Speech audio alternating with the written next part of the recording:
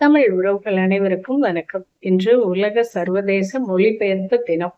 நம்ம தாயோட கருவறையில இருக்கையில நம்ம அடிக்கிற நீச்சல்ல நம்ம தாய் அன்றே நம்மளோட குணங்களை மொழிபெயர்ப்பு செஞ்சிருவாங்க. அதுக்கப்புறமா அன்பினால் வரக்கூடிய மொழிபெயர்ப்பானது பாசமாகவும் காதலாகவும் இந்த உலகையே கட்டி ஆள்கிறது. கோபத்தினால் வரும் மொழிபெயர்ப்பானது மௌனத்தால் ஒரு சில இடங்களில் மொழிபெயர்ப்பு ஆகிறது.